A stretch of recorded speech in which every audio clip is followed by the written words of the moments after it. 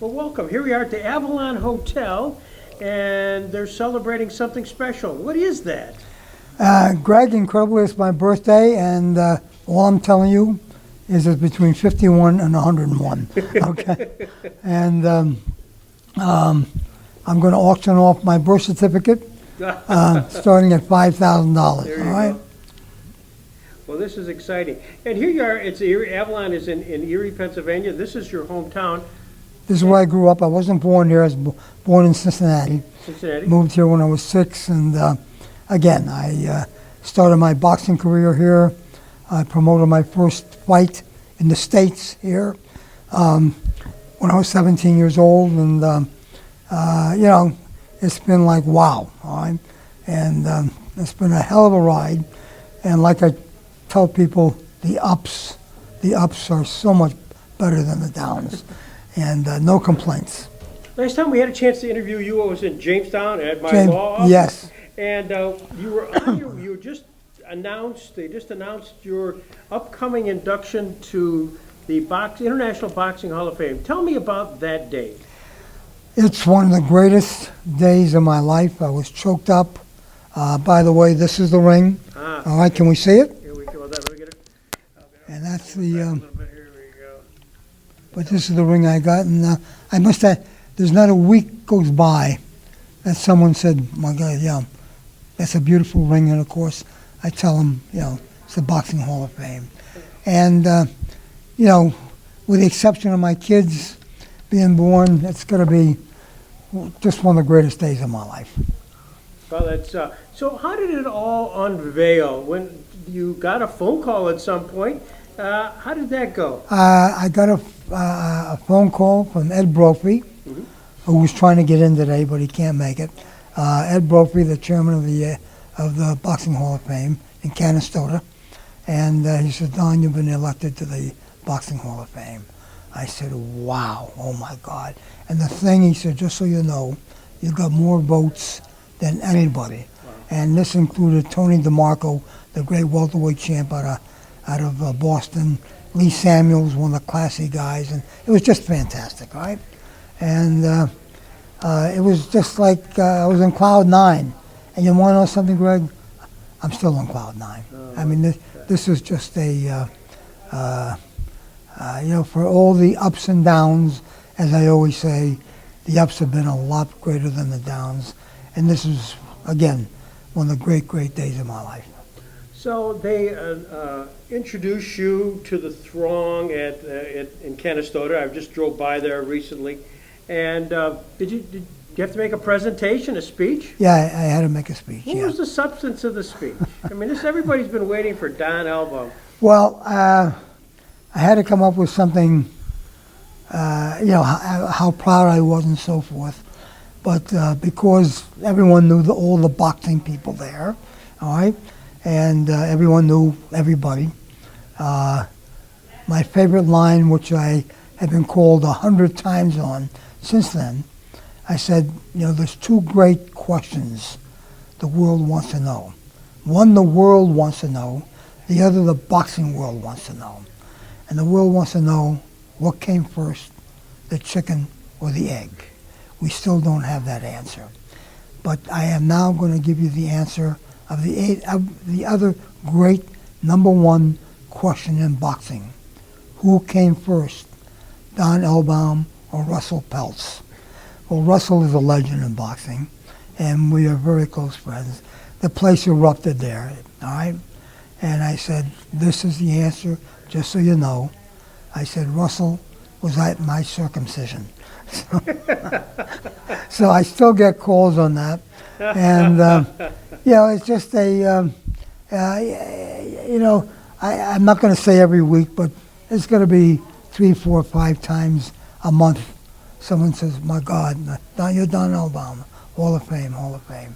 And it's, you know, it's great. It's a great feeling. When you think of Don Elbaum, I mean, now you're at the point where you can reflect back, and people reflect back, and you're here tonight honoring you on a birthday, which will be revealed later on tonight. That's what you think. Go ahead. Okay.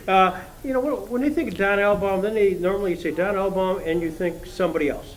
Don Elbaum and another boxer, Don Elbaum and a story.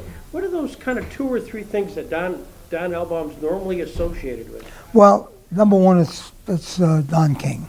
Mhm. I brought Don King into boxing, and I've been apologizing to the world ever since, all right? And look, I took Aaron Pryor, and there's going to be a documentary on Aaron, one of the greatest fighters of all time. I took him to the world title out of Cincinnati. And probably, if someone said, what's the greatest thing? I mean, there's tough things, but I got to say that one, my fighter, Sonny Banks, I'm in Detroit, promoting in Detroit. I get a call from Angelo Dundee. He says, Don, I've got Cassius Clay. All right?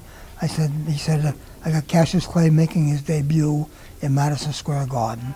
Do you want to put your kid Sonny Banks in with him? And Banks could knock you dead. All right? I said, yes. I said, absolutely. And the fight was made. All right? We trained behind closed doors. I said, Sonny, and his trainer was Luther Burgess, a great, great trainer. I said, the only way, no way we're going to win a decision. No way if this fight goes over 3 or 4 rounds are we going to win the fight. I mean, our guy can punch, but Sonny's got a great chin. We got to go out there. This is going to be a 1 or 2 round knockout, all right? You just got to go out there, try to get him out, and so there's 13,000 people in the garden, all right? The bell rings.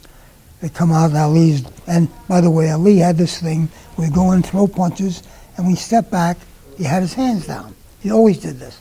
So our training preparation for the fight is getting sparring partners, boom, boom, boom, step back with the hands down. Sure enough, in the first round, Clay then, Cassius is throwing punches, steps back, Sonny steps over, hits him with a left hook, and he goes down. There's one problem. He got up. Okay. But we were the first to knock down then Cassius Clay, and incredibly, Clay did knock him out in the round he predicted, the 3rd round. Yep. And, I got a call from Dublin. And the guy says, Don, I don't know you. I know who you are. Heavy Irish accent. He said, can you get me Muhammad Ali to fight in Dublin? I said, yes. And I went to Ali. I said, you've got to do this, man. And I said, to have you, the scene, he fought my fighter, Al Blue Lewis. It went 12 rounds. It was a knockout. But oh my God, what a fight it was. Yeah. And there were, number one, the place was packed. They sold 10,000 seats in advance. The place held 30,000. When they sang the Irish anthem, this was in the ballpark there, the soccer stadium, and the fence was low. They sang the Irish anthem. There must have been 5,000 that came over the fence. No kidding. And when they sang the national anthem, there were 30,000 people there. I guarantee only 10,000 paid. And but it was a great night. And everyone asked me my favorite Ali stories. And when he changed his name to Muhammad Ali, I just couldn't call him that like everyone. So I call him Champ. Okay. He lived in Cherry Hill, New Jersey. Mm-hmm. I'm promoting at the Tropicana in Atlantic City. And again, I had a great relationship. It's on a Saturday, roughly around 5:36. I get a phone call from Belinda, his wife. She said, Don, Muhammad and I have a problem. We were going to dinner and a movie, and our babysitter just canceled. Is there any, before she got the words out, is there any, I said, I'm on my way.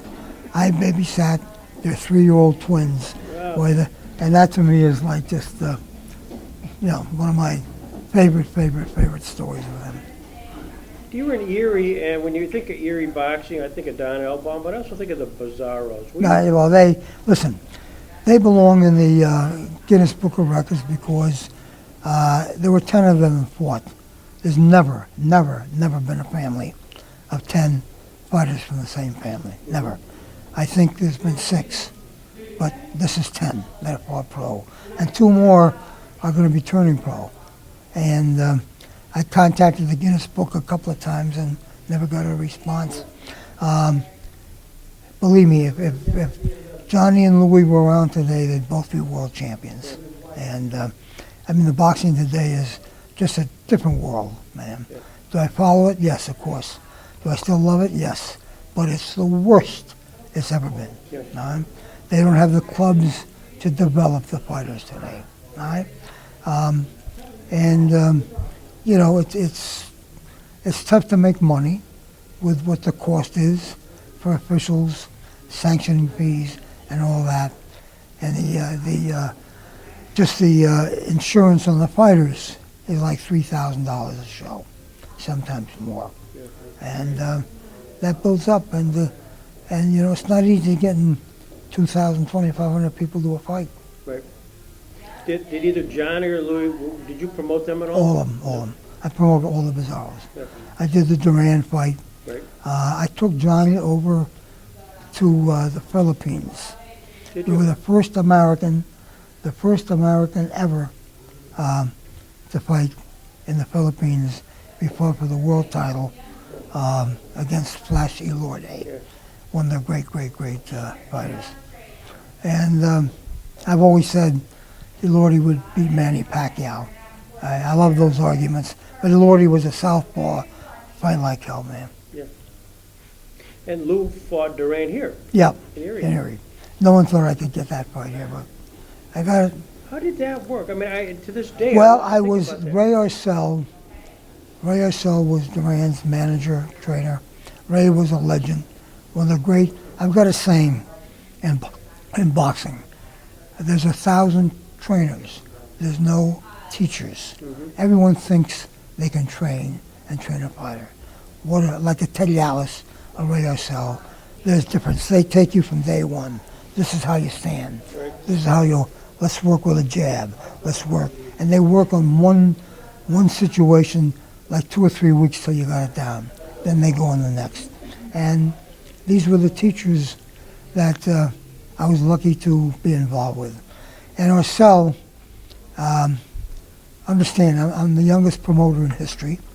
I promoted my first fight when I was 17 years old. I was matchmaking in Cleveland when I was 15, and because my dad used to take me to the fights in Cleveland Arena, and Larry Atkins was the promoter there, a legend, Hall of Fame, and my dad knew Larry a bit, and I met him when I was 13 years, and I used to say, why don't you match this guy with this guy? And after about 5 or 6 shows, he said, Don, I want you to put together 2 matches and I'm going to give you $100. And I'm on the phone, and I put together for Larry, I don't know, for 3 or 4 years, 2 or 3 preliminary fights. And then he let me, who do you think would make a good 8-rounder or 10-rounder? And that's how it started. And it was like, wow. And then I did Emil Brito and Joe Tavel here in Erie. Anyway, that was my first fight in Erie, pro fight that I did. Well, And I mean, Duran, bringing Duran to Erie before 3,000 people, that must have just blown away Erie. That's got to be one of their bigger. yeah, no, without question. The 2 biggest I brought, well, I understand, but this was an exhibition. I was told years ago the biggest parade ever in Erie was when they brought Primo Carnera into Erie to box an exhibition. All right? And they said there were thousands from State Street all the way up to the stadium, 26th Street, all right? And I now again, this is 30-some years ago, 40 years, people told me that was the biggest parade ever. But I brought Floyd Patterson here, all right? And Floyd fought Vic Brown out of Buffalo, New York, here at the stadium. And Floyd was just a hell of a, just a great guy. And it's been good. Did you also do the Bizarro Ortiz fight too? Yeah. Pittsburgh, yes. How was Yeah. that? Again, how did you? Again, Johnny Bizarro, he was what, number 2? Yeah, he was at number 2 then. No, I just, there was a writer by the name of Dick Young that wrote for the New York Mirror, all right? And I started predicting fights for the Erie Dispatch when I was 13 years old. I predicted the Wednesday and Friday TV fights. And then I promoted my first fight, and Dick Young gave me the name of the boy promoter. I still try to use it. It doesn't work as well now. But, again, he gave me the name of the boy promoter. You got to be so proud. I mean, if you reflect back, many years, I'll edit that. Many years here, and Erie, kind of where you started, and you cycled through a hell of a long path, an arc life, and here you are back again in Erie. And when people say, gee, the Don Elbaum Legacy, and I know you're still going, yeah. But what is it? I love the game, all right? All the good and the bad. Look, it's taken me all over the world. I babysat for Muhammad Ali. There ain't nobody in this world that's going to say they babysat Muhammad Ali's kids, all right? You know, I drove by the stadium up there coming in from 79, and I couldn't help but think of you as a stock car race promoter here. And you did that for a couple years. I did that, and sure, absolutely. No, and I was drawing 5,000-6,000 fans there, and they were like $1, $2 in those days, all right? And it was incredible, all right? And I'm like 21, 22 years old, and it's just, cleaning up. Yeah. And it was every Saturday. There was a racer by the name of Album, and we didn't get along at all together, all right? And anyway, he won a couple of races, and I was paying off and etc. for first, second, and third, and I barred him, all right? We nearly got into a fight, and I barred him, all right? And he just. This is Rich Bunnell. No, Rick Bunnell. Album. Yeah, and it's Rich's son, I think it was, okay. all right? Rich was in the Indianapolis 500? Yeah. Yeah, Al's his son, all right? Okay. And we didn't get along at all, so I barred him, all right? I barred him from the track, and Gene Cuneo, who's a sports editor of the Erie paper then, called me and said, Don, you can't. And it was headline. Forget it, headlines, barred. And all of a sudden I thought of something. I said, you know what? All right, I'll race him. If he's got to beat me, all right, he's got to beat me. And in order for him to, to race. And he said, and what a story. So the following week, the place, it was 10,000 people. I cleaned up. I had the concessions, by the way. It was absolutely unbelievable. And I'm saving that for the last race, okay? And which was like at 10 o'clock at night, 9:30, 10, whatever it was. And it was go. And it was 10 laps, 12. He lapped me twice. He made an idiot out of me. So now he gets to the finish line, and he gets out of the car, and I pull up, all right? And I pull up a couple of cars away from him, and I get out, and I got my fist clenched, all right? And when I tell you there's 10,000 people standing, and he is looking at me, all right? There's no question I would have, in a street fight, I would have beat him, no question. And I start walking toward him. I got both of them. And again, not a word. I'm walking, I put up my hand.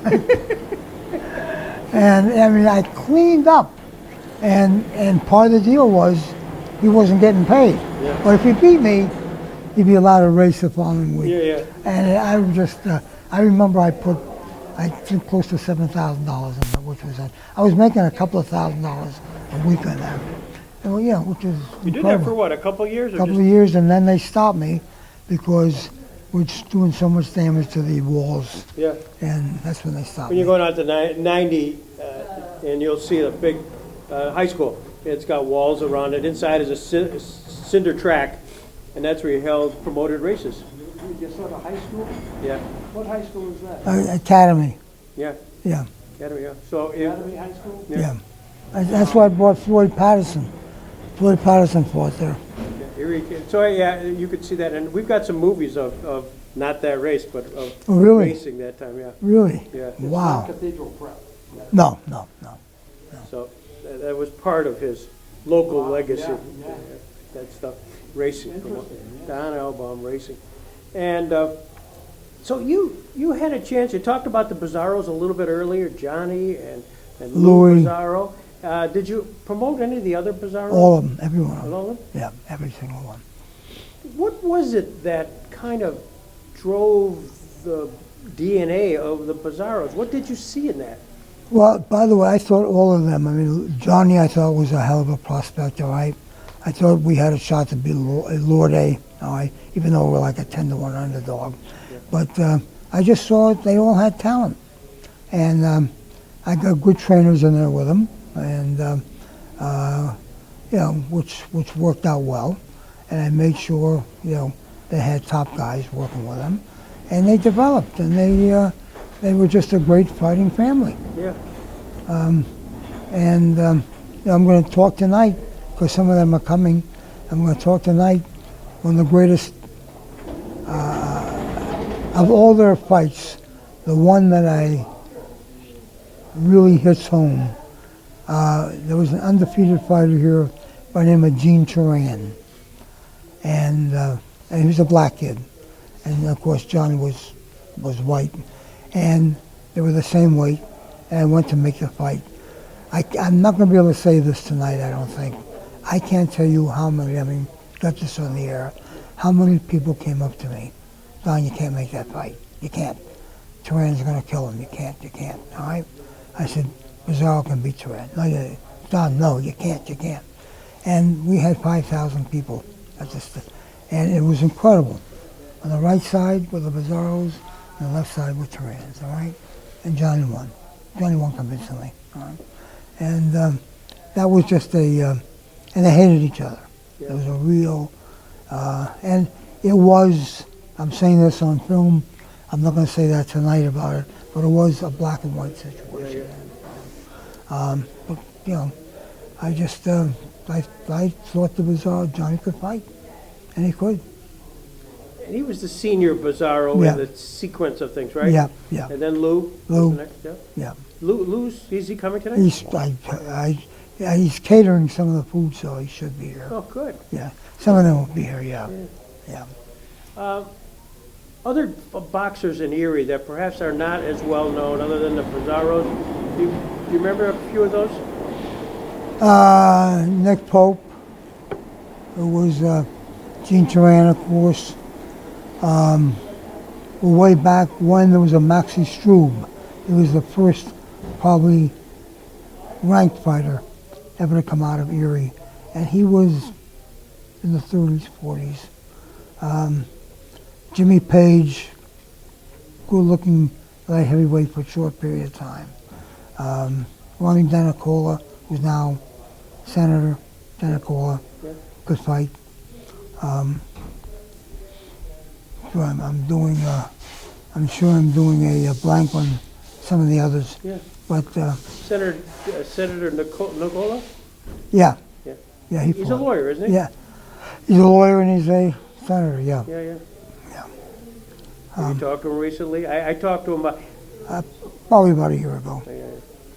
because we enjoyed so much, Don, when you did that program in the Jackson Center with Jonathan Ike and yeah. Baby Joe Macy. Yeah. And that was Boy, terrific. what a heavyweight he was. If he was around today, forget about it. Yeah. Yeah, he could fight. Yeah. He could fight. So, what's the fight you missed? What was the one that got away where you said, I was this close to making the fight, but for reasons it just didn't happen? Wow. I did everything I wanted with the Bizarros. I didn't have a problem with that. Elbaum Lewis, I'm trying to think. I'll tell you an interesting story. I was the advisor for Vito Antifermo. And Antifermo was handled by Tony Carrione. Tony Carrione ran the garbage business in New York. He was well connected, all right?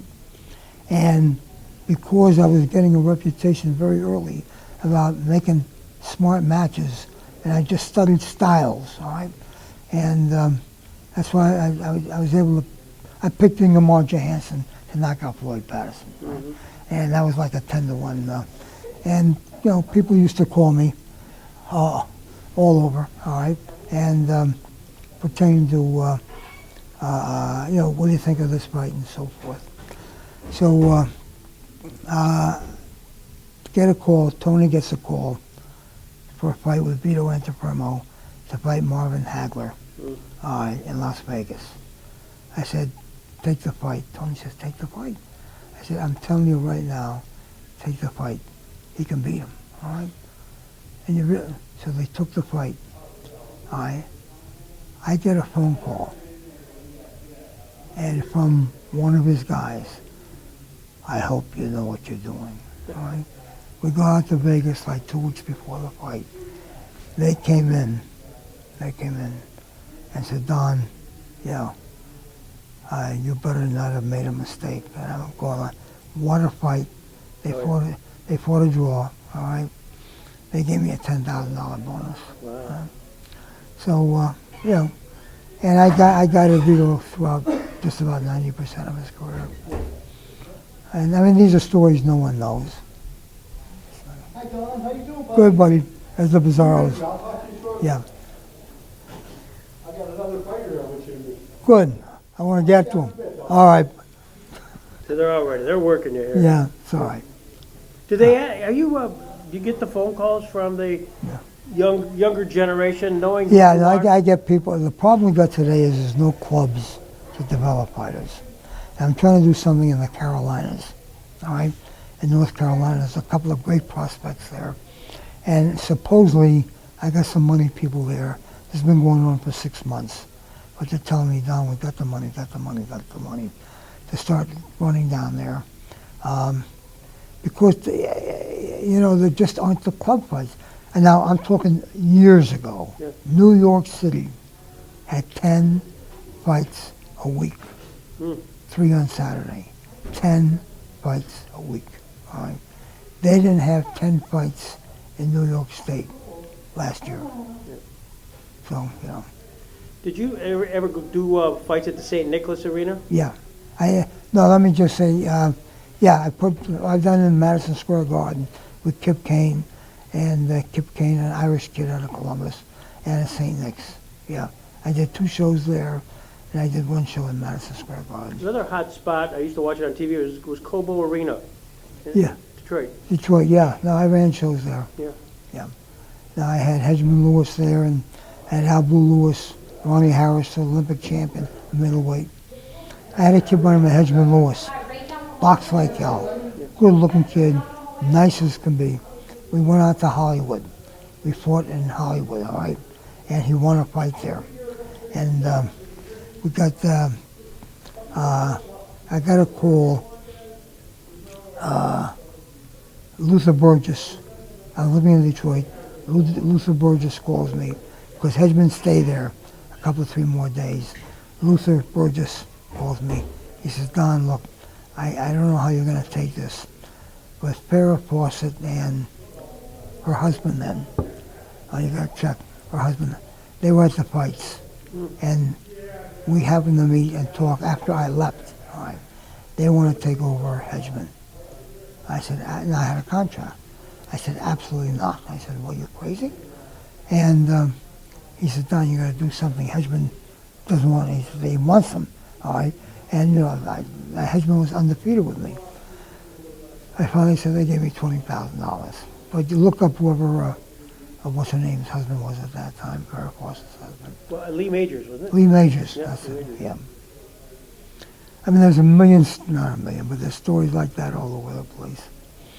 Another one, and I think did I tell you the Donald Trump one? No, go ahead. With Ali.